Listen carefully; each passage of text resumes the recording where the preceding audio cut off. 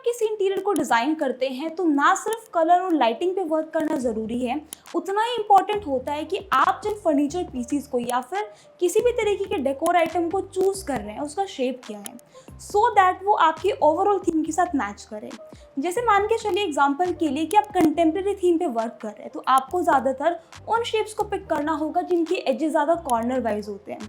अगर वहीं पे आप इंटीरियर के अंदर ही डिज़ाइन करें लेकिन आपने ट्रेडिशनल थीम को यूज़ किया है तो वहाँ पे आपको ऑर्गेनिक शेप्स को पिक करना है। अब ये इनऑर्गेनिक शेप्स, ऑर्गेनिक शेप या फिर ज्योमेट्रिक शेप क्या होती हैं, क्या क्या इनके फैक्टर्स होते हैं, कहाँ पे आपको इसका यूज़ करना चाहिए, वो सारी ही चीज़ें मैं आपको इस वीडियो के अंदर इन डिटेल समझाने वाली हूँ। So hey everyone, this is Diksha and you are watching PTS CAD Expert. So without wasting our time, let's get started.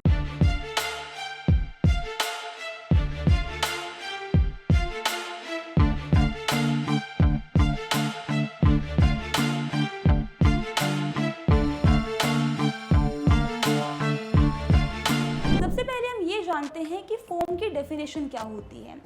In interior design, foams refer to three-dimensional shape and structure of object in a space.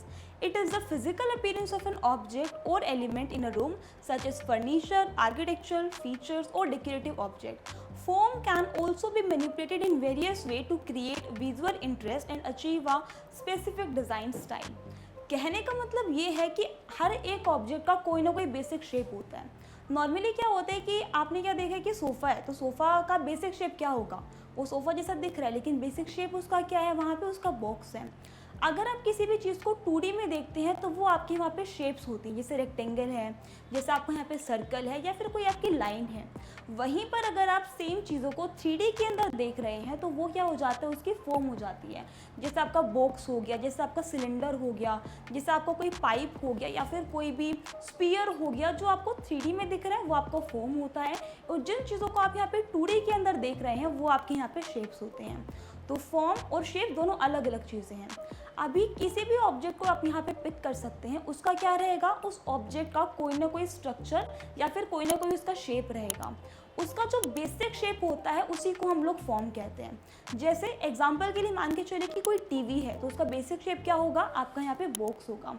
मान के चलिए कि आप contemporary theme पे work कर रहे हैं या फिर आप मॉडर्न थीम पे वर्क कर रहे हैं और वहाँ पे आप ऑर्गेनिक शेप्स को पिक कर रहे हैं तो वो क्या करेगा, ओवरऑल आपकी जो थीम है उसके साथ वो चीज़ मैच नहीं कर रही है तो वहाँ पे वो क्या करेगा, उस कंप्लीट इंटीरियर की जो ब्यूटी है वो उसको वहाँ पे गिरा रहा है। ठीक है, तो उस चीज़ को अवॉइड करने के लिए आपको इन चीज़ों के बारे में नॉलेज होना बहुत ज़रूरी है। हर एक ऑब्जेक्ट का ना सिर्फ उसके ऊपर इम्पैक्ट होता है, साथ के साथ में बाकी सारे जो ऑब्जेक्ट्स हैं वो उसके साथ भी वहाँ पे कनेक्ट होना चाहिए, उसकी थीम के साथ मैच करना चाहिए, सो दैट आपका जो इंटीरियर है वो यहाँ पे खूबसूरत लगे। फोम को हम अपने इंटीरियर के अंदर एक sense of balance and harmony provide करने के लिए यूज़ कर सकते हैं। अभी वो कम्प्लीटली आपके ऊपर और आपके क्लाइंट पे डिपेंड करता है कि वहाँ पे वो सेंस ऑफ यूनिटी यहाँ पे ऐड करना चाहते हैं या फिर ड्रामा ऐड करना चाहते हैं। अगर आपको यहाँ पे सेंस ऑफ यूनिटी के साथ जाना है तो आप क्या करेंगे, जितने भी ऑब्जेक्ट्स आप यहाँ पे पिक करेंगे, जैसे सोफ़ा हो गया, आपका साइड टेबल हो गया, आपका शैंडलियर हो गया, आपका रग हो गया, आप क्या ट्राई करेंगे कि उनका बेसिक शेप सेम हो। वहीं पे अगर आप एक फंकी लुक देना चाहते हैं, अपने इंटीरियर में एक ड्रामा ऐड करना चाहते हैं तो उस केस के अंदर आप डिफरेंट फॉर्म्स को पिक कर सकते हैं और यहाँ पे उसके कॉन्ट्रास्ट बिठा सकते हैं। तो वो कम्प्लीटली किसके ऊपर डिपेंड करेगा, आपके ऊपर, कि आपको अपना डिज़ाइन किस तरीके से तैयार करना है। नेक्स्ट हम यहाँ पे बात करते हैं कि फोम के साथ वर्क करना ज़रूरी क्यों है। देखिए यहाँ पे मैंने कुछ पॉइंट्स को नोट डाउन किया हुआ है, जैसे create visual interest, define space, influence styles, convey meaning and affects function. अभी देखिए इन पाँचों ही पॉइंट का अपना अपना मतलब है। जैसे अगर हम यहाँ पे बात करते हैं नंबर 1 पॉइंट के बारे में, that is create visual interest. अभी इसका मीनिंग क्या है, मान के चलिए कि आपने एक कंप्लीट इंटीरियर के अंदर एक सिंगल फॉर्म के साथ ही वर्क किया है लेकिन वहीं पे आपके पास कोई सेंटर है, ठीक है, और उस सेंटर के अंदर आपको एक पॉइंट के ऊपर फोकस करना है तो वहाँ पे आप क्या कर सकते हो, आप डिफरेंट फॉर्म पिक कर सकते हो। ऑटोमेटिकली जो व्यूअर्स होंगे उनकी आई उस चीज़ को कैच करेगी क्योंकि वो क्या है, बाकी सारे बेसिक शेप से अलग हैं। तो अगर आप किसी एक पर्टिकुलर ऑब्जेक्ट पे फोकल ऐड करना चाहते हैं, उस पर फोकस डालना चाहते हैं तो उस केस के अंदर आप क्या कर सकते हैं, वहाँ पे उस पर्टिकुलर ऑब्जेक्ट को एक डिफरेंट फॉर्म एंड एक डिफरेंट शेप प्रोवाइड कर सकते हैं। वहीं पे अगर आप कंप्लीट इंटीरियर के अंदर ही डिफरेंट ऑब्जेक्ट्स पे वर्क कर रहे हैं और आपको सेम थीम के साथ वर्क करना है तो आप क्या करेंगे, वहाँ पे आप एक बेसिक शेप को पिक करेंगे और उसी के साथ ही आप उन सभी चीज़ों पे वर्क करोगे। देन यहाँ पे होता है defined space. Now defined space का मीनिंग क्या है? अगर मैं यहाँ पे आपको एग्जांपल के लिए बताऊँ तो यहाँ पे ज़रा नोटिस कीजिए कि ये वाला जो एरिया है, यहाँ पे क्या किया हुआ है, एक बॉक्स को रखा हुआ है, ठीक है। उसके ऊपर अगर बेसिक शेप के बारे में बात करें तो आप इसको एज अ बॉक्स यहाँ पे ट्रीट कर सकते हैं।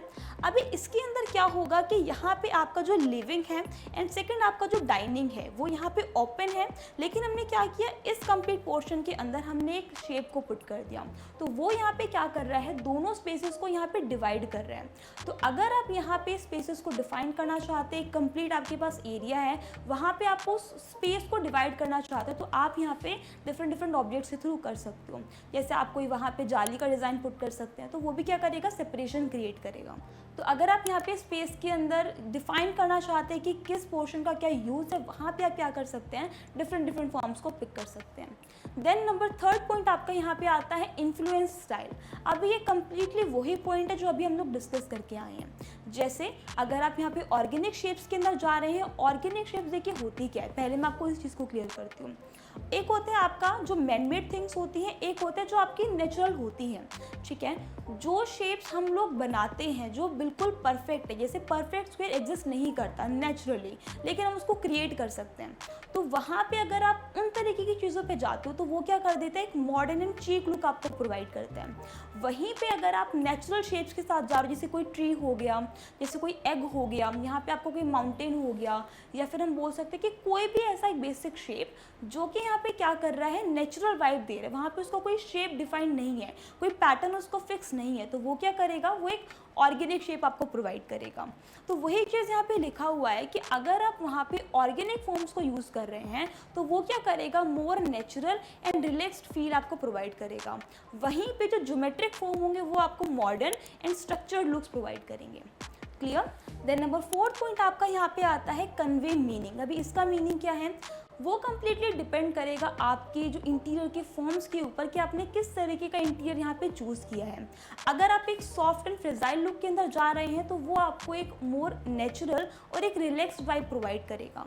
वहीं पे अगर आप मॉडर्न थीम के साथ जा रहे हैं, आप बिल्कुल शार्प एजेस को पिक कर रहे हैं, इसकी एजेस हल्की हल्की से राउंड है, लेकिन उसका बेसिक शेप के अंदर क्या लग रहा है कि वो बिल्कुल यहाँ पे फिक्स्ड है, जो एजेस है वो बहुत ज़्यादा शार्प है, तो वो यहाँ पे आपको किस तरीके के जो शेप्स है वो प्रोवाइड करेगा, शार्प, एंगुलर, और क्या यहाँ पे आपको मिलेगा, टेंशन्स एंड एनर्जी।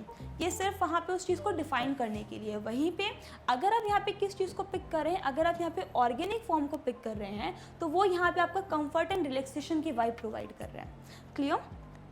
इसके अलावा अफेक्ट्स फंक्शंस को भी बहुत बेटर तरीके से अफेक्ट करता है, जैसे कि the form of a object in a space can also affect their function. For example, a chair with a curved backrest may be more comfortable than one with a flat backrest, while a table with round edges may be safer than one with sharp edges. Clear? तो इसीलिए perfectly form के ऊपर work करना उतना ही ज़रूरी है जितना आप यहाँ पे लाइटिंग के ऊपर, कलर्स के ऊपर, टेक्सचर्स के ऊपर, पैटर्न्स के ऊपर वर्क करते हैं। फॉर्म के ऊपर भी मैनेज करना, फॉर्म के ऊपर वर्क करना उतना ही इंपॉर्टेंट आपके लिए रहने वाला है। देन नेक्स्ट हम यहाँ पे बात करेंगे कि आपका यहाँ पे कितने तरीके के फॉर्म होते हैं, तो मेनली दो रहेंगे। एक आपका इनऑर्गेनिक रहेगा, जहाँ पे यहाँ पे देख लीजिए ये कुछ इस तरीके की जो शेप्स होती है ये आपकी इनऑर्गेनिक शेप है, और वहीं पे ये आपके यहाँ पे क्या है, ऑर्गेनिक शेप है। इसके अंदर भी ये बिल्कुल परफेक्ट नहीं है, लेकिन अगर आप किसी भी चीज़ को बिल्कुल परफेक्ट बनाते हैं तो वो यहाँ पे क्या रहता है, आपका इनऑर्गेनिक रहता है, जो मैनमेड होता है। वहीं पे ऑर्गेनिक शेप क्या होगा, जिसका कोई बेसिक शेप नहीं है। जैसे भी ये काउच है, इसका कोई बेसिक शेप नहीं है, ना तो ये स्फीयर की कैटेगरी में आ रहा है, ना ये सिलेंडर की कैटेगरी में आ रहा है, ना ये बॉक्स की कैटेगरी में आ रहा है, तो इसका शेप बिल्कुल डिफरेंट है। अगर आप एग्जैक्ट डेफिनेशन के बारे में बात करेंगे तो कैसे हम इसको डिफाइन करेंगे, Geometric forms are typically regular, precise and often symmetrical. They include shapes such as circle, squares, triangle, rectangle and hexagons. These forms are often used in contemporary or modern design styles because of their clean lines and simplicity. Geometric form can also convey a sense of order, precision and stability. वहीं पे organic shape इसका बिल्कुल opposite रहने वाला है। उस चीज़ को आप कैसे डिफाइन करेंगे, organic forms are irregular and asymmetrical, mimicking shape found in nature. They are often softer and more fluid than geometric form and can convey a sense of movement, growth and freedom. Example of organic forms include the shape of a tree, branch or the curves of a wave. Organic form are often used in more traditional design styles. Clear? तो ये यहाँ पे इसके क्या रहने वाले हैं, दो टाइप रहने वाले हैं, एक आपका ऑर्गेनिक फॉर्म रहेगा, एक आपका यहाँ पे इनऑर्गेनिक फॉर्म रहेगा. देन लास्टली हम यहाँ पे बात करेंगे कि फोम को मैनेज करना ज़रूरी क्यों है. एक बहुत ही फेमस कोट है कि आपका जो फोम होना चाहिए वो फंक्शनल भी होना चाहिए. अभी इसका मीनिंग क्या होगा, देखिए होता क्या है कि हमें सिर्फ फोम के ऊपर वर्क नहीं करना होता है. एक एग्जांपल हम लोग लेते हैं, मान के चलिए कि स्टडी टेबल है. अगर अपने स्टडी टेबल की जो हाइट है वो बहुत ज़्यादा कम कर दी, वो उसका शेप वही है लेकिन उसका हाइट यहाँ पे कम है, तो वो क्या करेगा, प्रॉपर में फंक्शन नहीं करेगा. वहीं पर अगर उसकी हाइट ज़्यादा होगी तो भी वहाँ पे वो चीज़ वर्क नहीं कर रही है. सिटिंग के साथ भी आप सेम एग्जांपल ले सकते हैं. अगर आपकी चेयर की जो हाइट है, जो सिटिंग हाइट है वो थोड़ी लोअर है, तो भी वो चीज़ वहाँ पे फंक्शन नहीं प्रोवाइड कर रही है. ठीक है. और वहीं पे अगर चेयर की हाइट थोड़ी ज़्यादा बड़ी होगी तो भी वो चीज़ फंक्शनल नहीं बनेगी. तो आपको वहाँ पे एर्गोनॉमिक्स के ऊपर भी वर्क करना होता है कि कितना स्पेस रखना चाहिए, एक ऑब्जेक्ट का कितना हाइट होना चाहिए, कितना सिटिंग एरिया पे रखना चाहिए, कितना एक डोर का हाइट होना चाहिए. वो सारी चीज़ें क्या होती हैं, फंक्शनल बनाती है. तो फॉर्म भी ज़रूरी है एंड उस फॉर्म का फंक्शनल होना भी उतना ही इंपॉर्टेंट है. यहाँ पे देख लीजिए कुछ पॉइंट्स यहाँ पे लिखा हुआ है कि फंक्शन क्यों फॉलो करना चाहिए. जो फॉर्म है उसको फंक्शन क्यों फॉलो करना चाहिए, क्योंकि वो स्पेस को क्लटर नहीं बनाता, वो आपके स्पेस को लिवेबल बनाता है. प्रॉपर्टी की ज़्यादा वैल्यू होती है वहाँ पे. ठीक है. Functionality remains unchanged with time, make the space usable, makes movement efficient, saves money and make it appeasing to the visitor. तो ये सारे कुछ पॉइंट्स हैं जिसकी वजह से फॉर्म को, फंक्शन को फॉलो करना चाहिए, जो कि बहुत ज़्यादा इम्पॉर्टेंट है. तो किसी भी स्पेस को डिज़ाइन करते टाइम आपको इन सभी चीज़ों का ध्यान रखना होगा कि कैसा फॉर्म आपको पिक करना है और किस थीम के अकॉर्डिंग आप यहाँ पे वर्क कर रहे हैं. क्लियर? तो आज की वीडियो के लिए हम लोग इतना ही रखेंगे. नेक्स्ट वीडियो के साथ जल्द ही मिलते हैं. Till then take care and good bye.